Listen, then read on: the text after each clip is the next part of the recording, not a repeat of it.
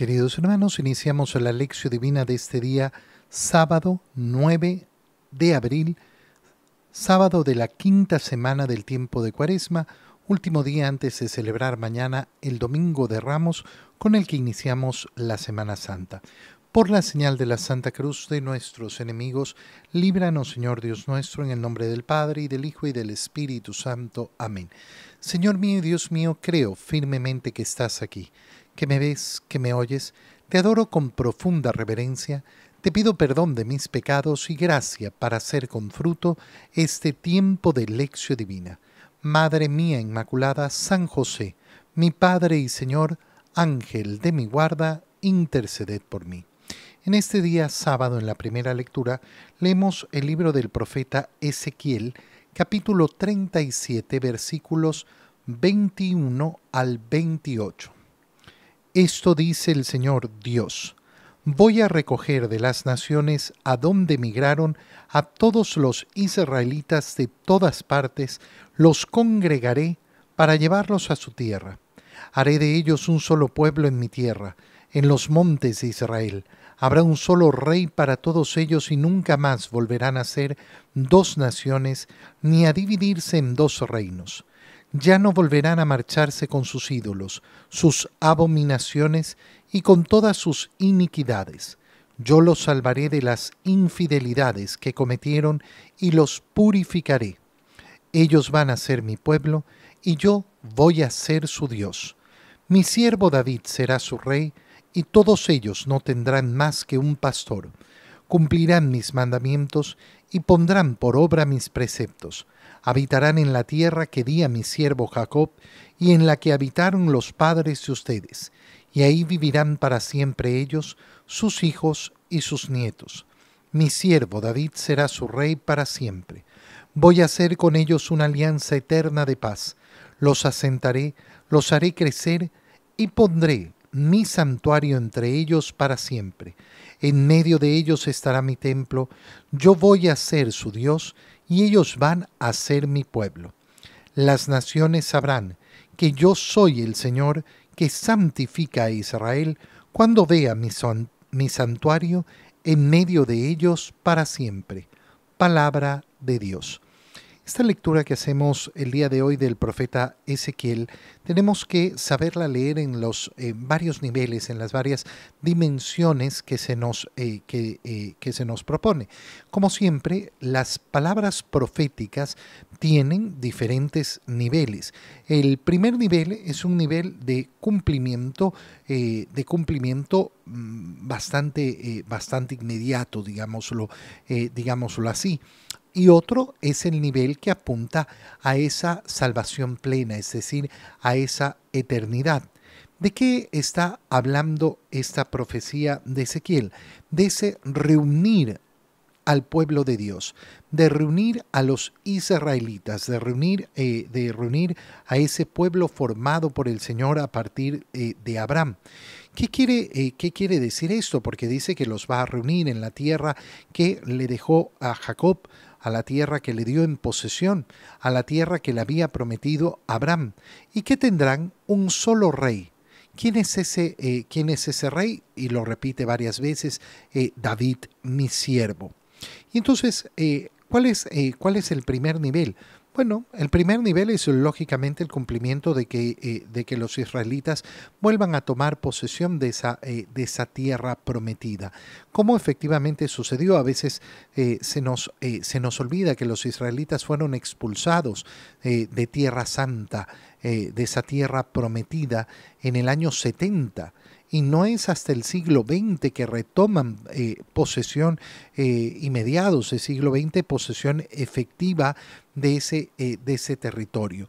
¿Esto es algo anunciado por el Señor? Sí. Pero obviamente hay un nivel más allá. Los israelitas, al ser gobernados por mi siervo David, no se refiere al rey David, porque el rey David ya pasó y murió. Entonces se refiere a esa aceptación del pueblo israelita del verdadero siervo de Dios, que es ese descendiente de David, es decir, de nuestro Señor Jesucristo. Esto es algo importante, ¿por qué? Porque marca uno de los elementos de la parusía.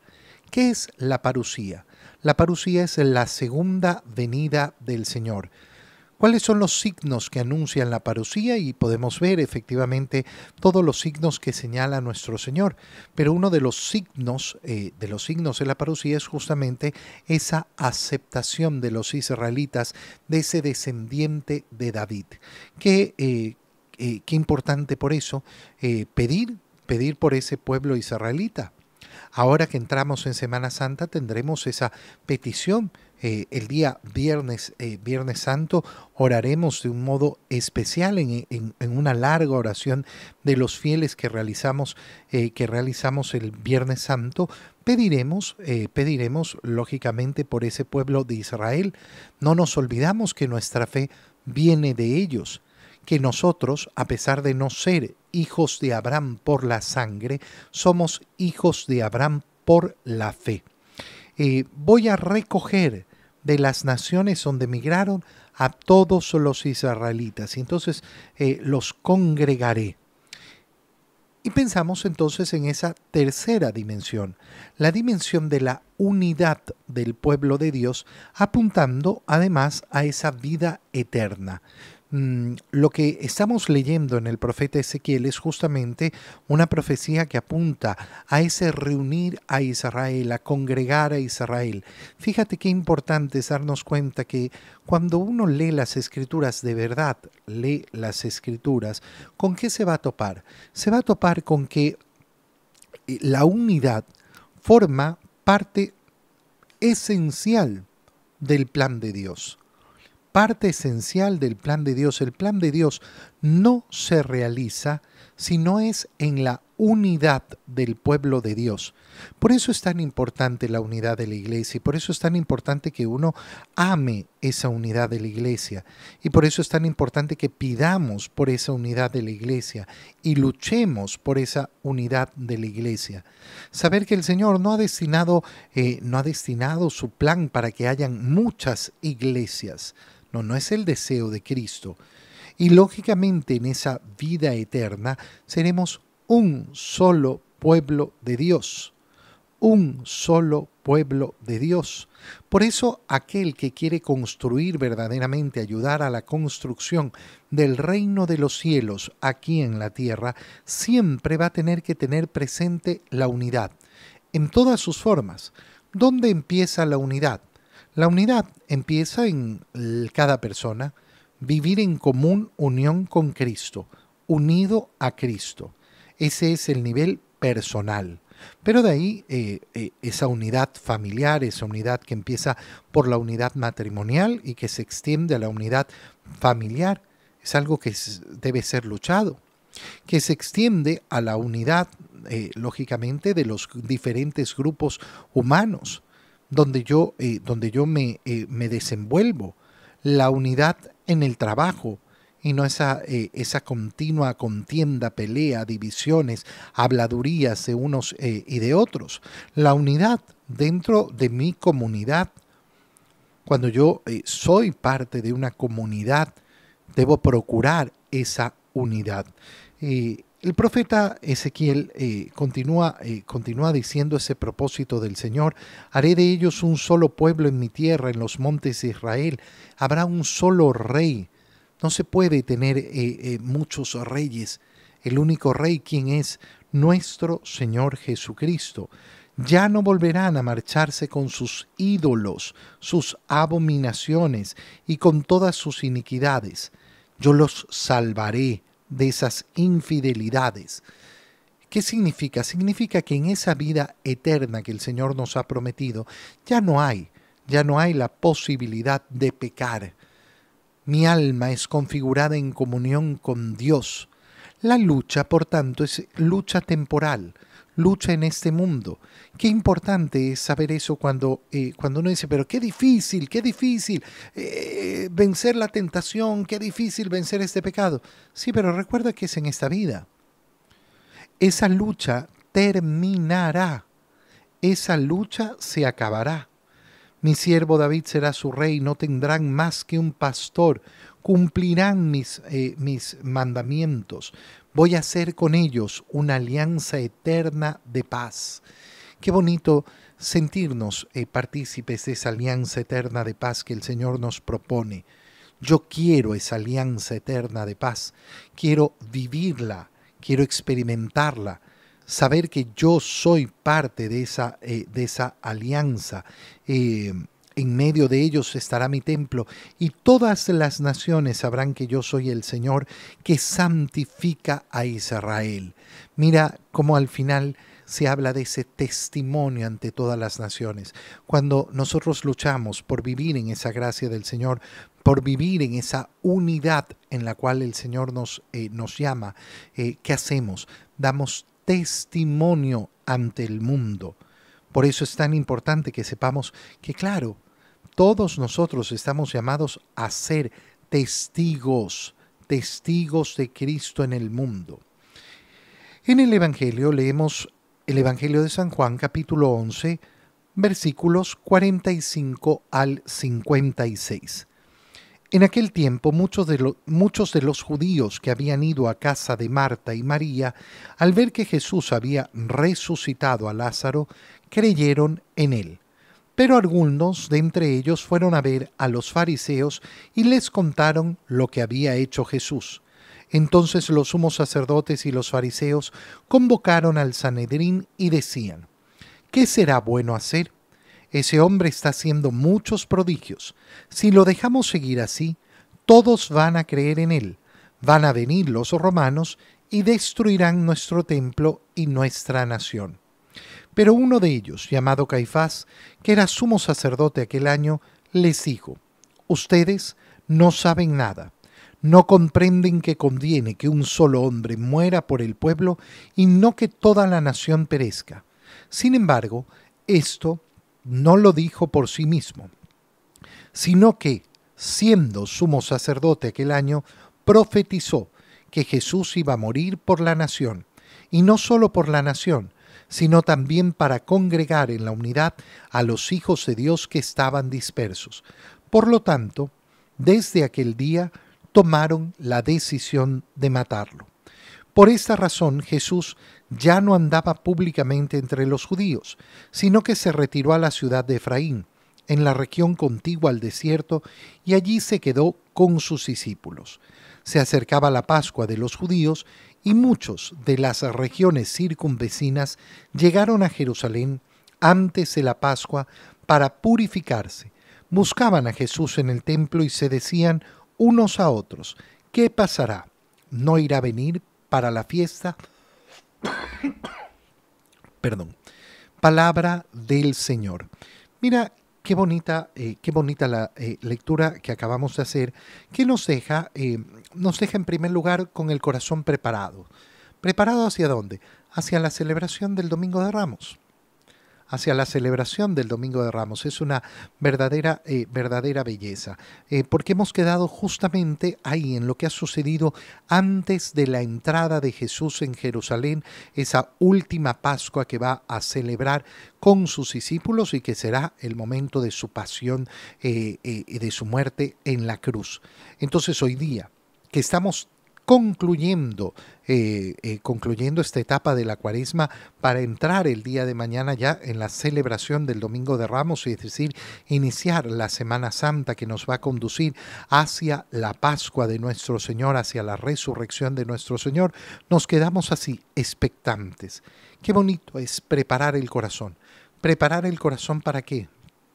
Para poder celebrar verdadera y profundamente el Domingo de Ramos, poder celebrar ese llamado que nos da el Señor a ¿qué? A alabarlo, a glorificarlo, a reconocerlo como el Hijo de David. Vamos viendo los particulares de este Evangelio que es verdaderamente precioso. Muchos judíos habían ido a la casa de Marta y de María. Ha ocurrido ya esa resurrección de Lázaro y muchos quieren ver a Lázaro resucitado. Y al verlo creen en Jesús. Otros, en cambio, van con las novedades donde los fariseos. Y entonces los sumos sacerdotes y los fariseos convocan al Sanedrín. ¿Qué era el Sanedrín? El Sanedrín era el consejo mayor de los israelitas que tomaban las decisiones que podían tomar. Recordemos que en ese momento Israel es parte del territorio del Imperio Romano. Por tanto, quienes gobiernan son los romanos. Pero los romanos tenían una forma de gobernar en la cual dejaban muchos asuntos para que se resolvieran con la forma usual de cada población, con la organización política, religiosa de cada nación. Y entonces el Sanedrín operaba normalmente en la medida que podía hacerlo para tomar las decisiones sobre el pueblo, sobre todo sobre el culto. ¿Qué será bueno hacer?, se preguntan. Ese hombre está haciendo muchos prodigios. ¿Cuál es la preocupación que tienen? La preocupación que tienen es la preocupación que surge de las experiencias que han tenido. Son una nación subyugada dentro de este poder del Imperio Romano y está prometido, y el pueblo está expectante por la llegada del Mesías. Pero la llegada del Mesías está relacionada con una expectativa política que el Señor va a luchar para desmontar, para que se entienda que no viene a causar una revolución política, que su revolución es una revolución del profundo del corazón de cada individuo y que no le interesa la organización política. La organización política tendrá que realizarse de acuerdo a esa transformación profunda del corazón. Pero esto los fariseos, los sumos sacerdotes, no logran comprenderlo. Han tenido experiencias pasadas donde ha habido alguno que se ha manifestado como un gran líder, donde la gente lo ha confundido con el Mesías y se ha llevado a cabo alguna especie de revuelta que siempre ha sido sofocada con gran violencia y gran violencia para el pueblo. Por tanto, ¿qué tienen en mente estos sumos sacerdotes, estos fariseos? Esto es lo que tienen en mente. Claro, deberían poder abrir los ojos y decir, oye, este hombre ha resucitado a un muerto. Este hombre ha dado la vista a ciegos, este hombre ha hecho caminar a paralíticos, este hombre proclama una doctrina que no tiene nada que ver con una revolución política. Escuchar a Jesús. Pero no. ¿Por qué? ¿Por qué no logran hacer eso? Porque no logran salir de la preocupación temporal. Qué importante es por eso ser libres de la preocupación temporal. Lógico que cada día tenemos nuestros afanes, tenemos las cosas que debemos cumplir, pero qué importante es liberarnos de esos afanes temporales que no nos dejan ver las realidades más grandes. Interviene entonces Caifás, que era el sumo sacerdote aquel año. El puesto de sumo sacerdote iba cambiando entre los sumos sacerdotes de una manera rotativa, así que le tocaba ese año ejercer. Y toma la palabra y dice, ustedes no saben nada. No comprenden que conviene que un solo hombre muera por el pueblo y no que toda la nación perezca. Y San Juan detiene en ese momento el relato para interpretar lo que ha sucedido. Y dice que esto no lo dijo simplemente por cuenta suya. Fíjate lo que hay en el corazón de este sumo sacerdote. Hay efectivamente el deseo de defender al pueblo frente a una gran amenaza, que eso es lo que considera él. Todo un juicio, todo un análisis equivocado y errado, pero tiene esta finalidad. Y entonces una persona que no sabe cómo debe ser la ética podrá decir, bueno, pero al final este hombre tenía una buena intención, quería salvar al pueblo. Sí, claro. Pero recuerda siempre, la finalidad no justifica los medios. El fin no justifica los medios. El fin no justifica los medios. Es tan importante repetírselo. Es tan importante repetírselo una y otra vez. Porque a muchas personas les cuesta. Les cuesta muchísimo entender que la ética cristiana no es una ética amparada en las finalidades. Bueno, es que si haces el mal buscando el bien, está bien. No, nosotros hacemos el bien para conseguir el bien. No nos dejamos llevar por la idea de que hay que hacer el mal para conseguir el bien. Y este hombre, Caifás, lo que está proponiendo es eso. Bueno, si se trata de salvarlos a todos, entonces que muera uno. Momento. Primero porque hubiera que ver cuál es la realidad. ¿Cómo te consta a ti que va a morir el pueblo? No, porque es lo que puede pasar. Sí, como pueden pasar mil cosas. El juicio que estás haciendo está mal. Está mal porque está mal elaborado. Ten mucho cuidado cuando uno cae en este tipo de juicios. Cuando uno cree que sabe lo que va a pasar. No, es que si va a pasar esto, entonces yo mejor para evitar este gran mal, hago este mal más pequeño. Sí, pero disculpa, hermano mío, a ti no te constaba que iba a suceder ese gran mal. Ese gran mal, ¿sabes dónde sucedía? Solo aquí, solo en tu cabeza. Solo en tu cabeza. No, es que yo vi, no, cuidado. Mucho cuidado con esos juicios realizados, con las justificaciones de que yo contemplé el gran mal que se venía y por eso quise evitarlo. Pero el apóstol Juan, el evangelista Juan, que escribe el Evangelio, nos dice que esto no lo dijo solo por sí mismo. Lo dijo efectivamente con una finalidad propia y con una mezquindad propia y con una bajeza propia. Pero resulta que él desempeñaba en ese momento el puesto de sumo sacerdote y de esta manera profetizó.